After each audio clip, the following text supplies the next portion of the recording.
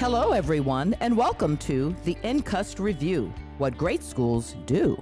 This podcast is designed to inform educators, policymakers, and school communities about the research-based best practices, policies, and procedures that make great urban schools, well, simply put, great. I'm your host, Dr. Deborah McLaren, Executive Coach for NCUST, and today our guest is Dr. Granger Ward. Welcome, Dr. Ward. Thank you, Dr. McLaren. I really enjoy being here. So tell our listeners a little bit about who you are and your role in education and kind of your journey. Well, it's a journey that started several decades ago in Syracuse, New York, where I was a science teacher and eventually became an assistant principal, district office person, then moved out to the high schools and became a high school principal for 7 years, and then decided I wanted to try and be a superintendent. So you said you wanted to try and be a superintendent. Can you add a little bit more to that? Yeah, I can. As I saw superintendents around me, I said, I wonder if I can do that. And I had some really powerful mentors who said, Granger, we've seen superintendents all around the country. You can be as good or better than.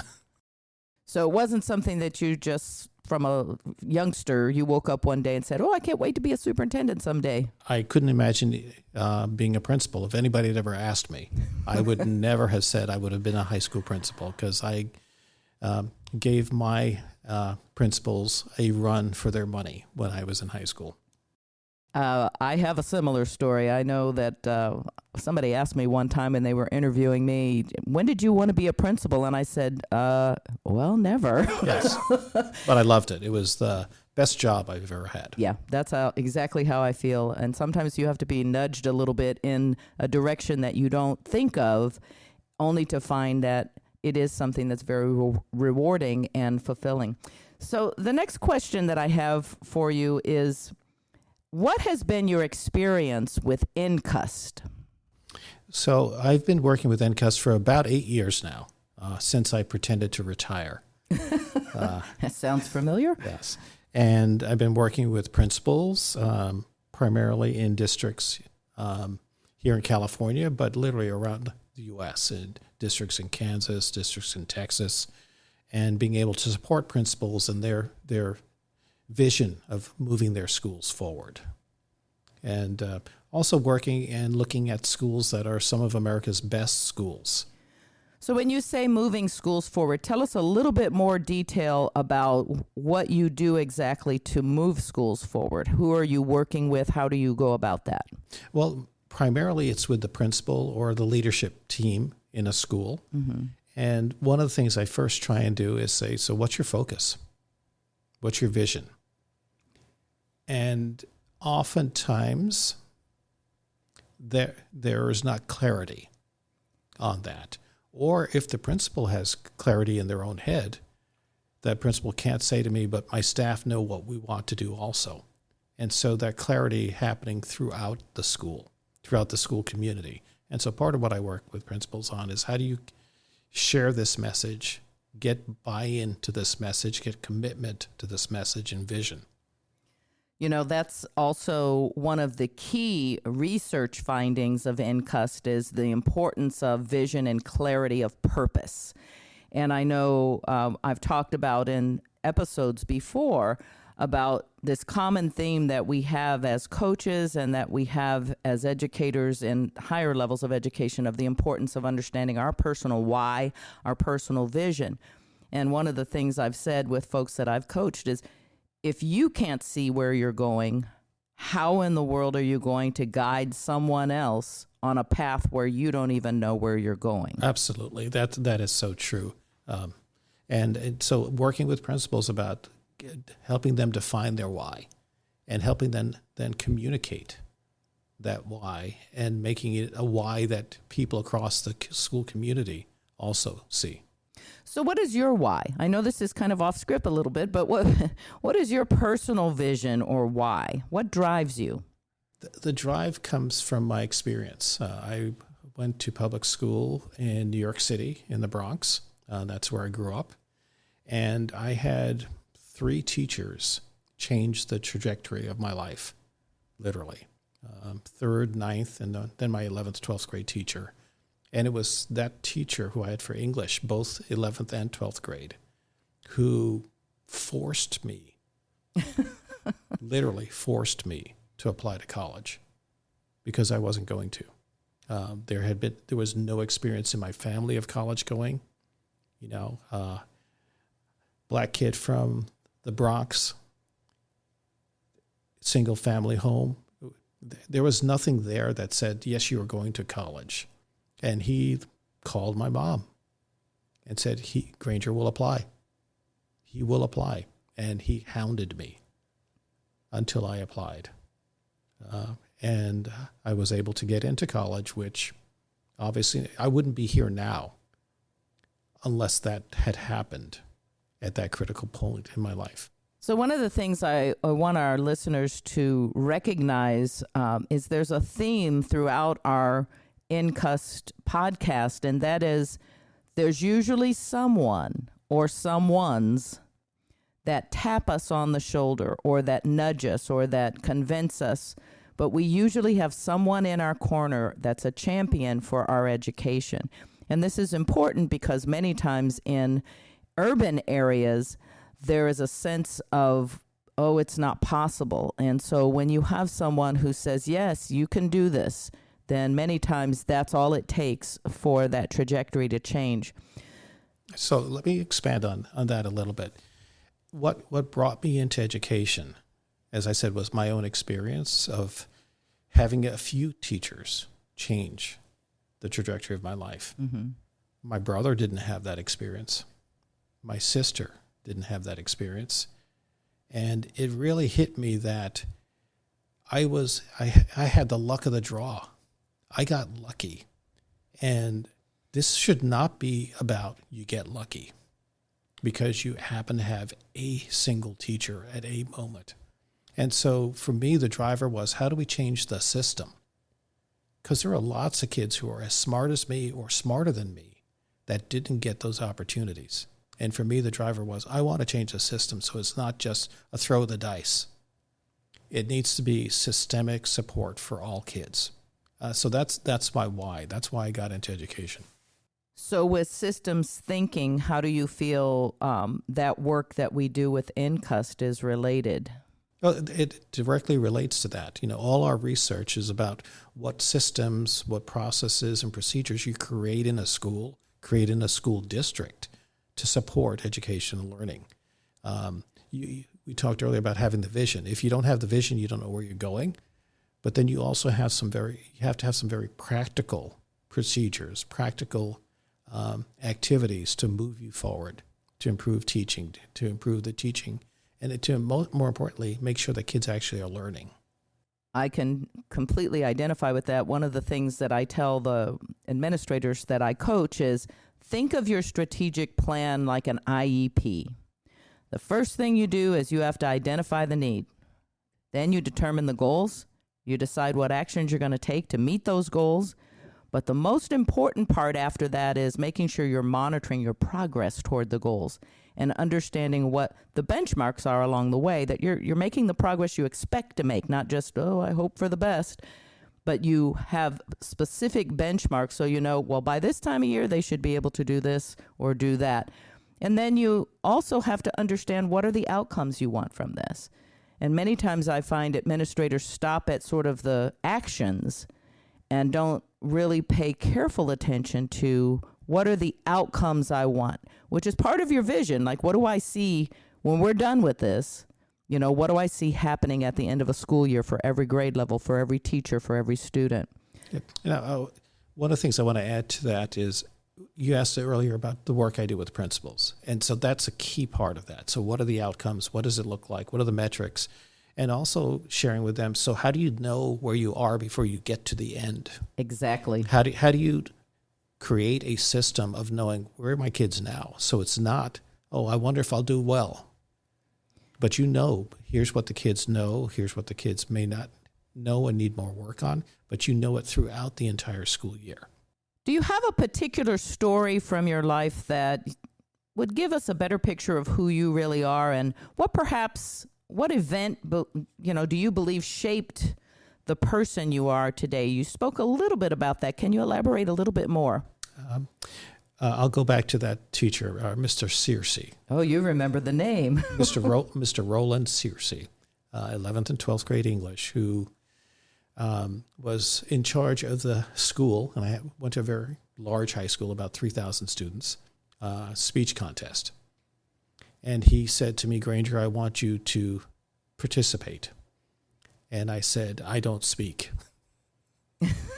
Literally, that's what I said to him. You were one of those challenging students. Yes, and in fact, I was painfully shy. And no, I was not going to get up and speak.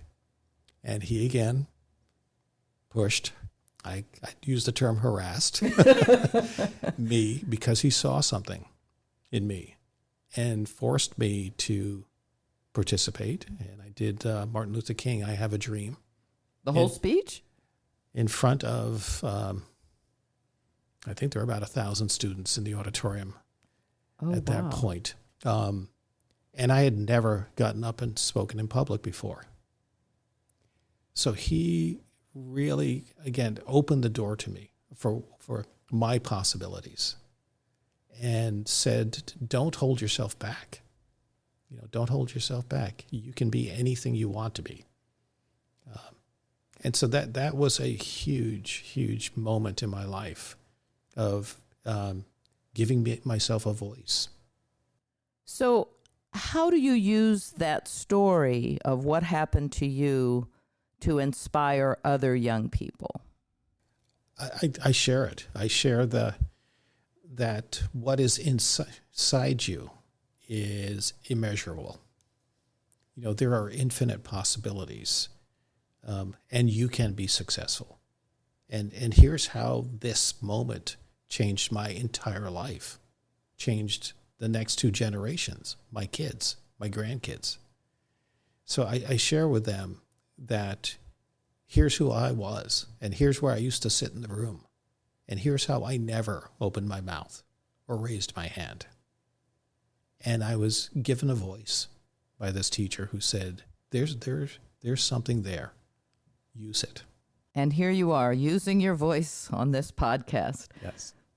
So how do you believe transformation happens in school? You spoke a little bit about systems, and I'm familiar with the work of Peter Senge and the 5th discipline and systems as far as the business world, but then he wrote another book called Schools That Learn, but it's the whole idea is about systems thinking and communicating with one another and knowing what the people in this department's doing so that you can function. What does that look like in a school in the work that you do in terms of transformation? Yeah, I'll come back to a lot of the research that we've done on a positive transformational culture. And that is a foundational piece to any school moving forward and progressing. Creating that culture of continual learning, that culture where people are able to share with each other, even around tough issues, but they have a point and a purpose, which is how do we get better? How do we get better as a unit? That issue of efficacy across a school. So for me, having that positive transformational culture is a foundational piece to building this work. You need to have people who believe and trust in you, and you have to believe and trust in them as well. And it's not a short-term, I'll do this for a month and guess what? We'll all be happy. This is many years of continued hard work, of going from saying things to actually doing things.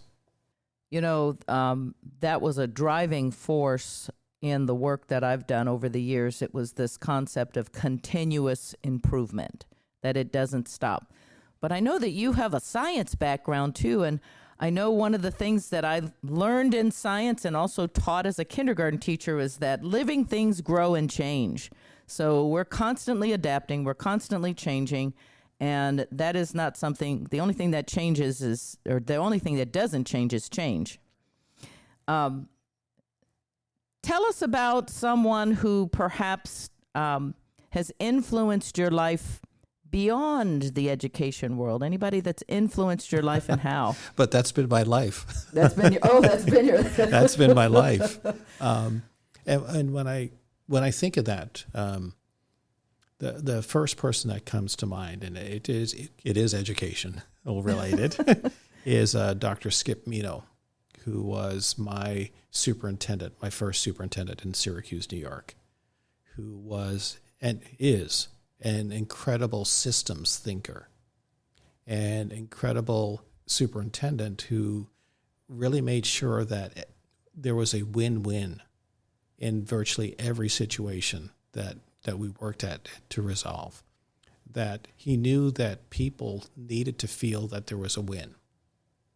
And he really worked at creating those opportunities so that there weren't winners and losers, but we all saw how we could succeed and move forward. And he was the first one to teach me how to use data, how to really dig deep into the data and then use it to move the agenda forward for instruction.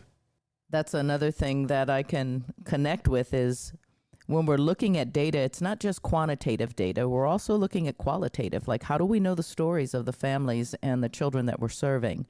And many times there are some assumptions that are made because we don't have enough information to make the kinds of decisions that we should that are best for our students.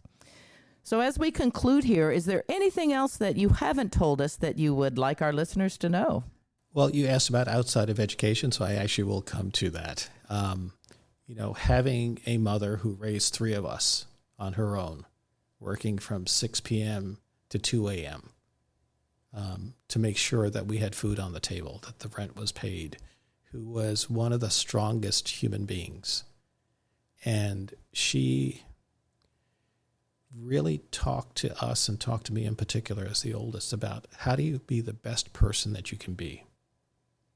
How do you be a person that others will look up to?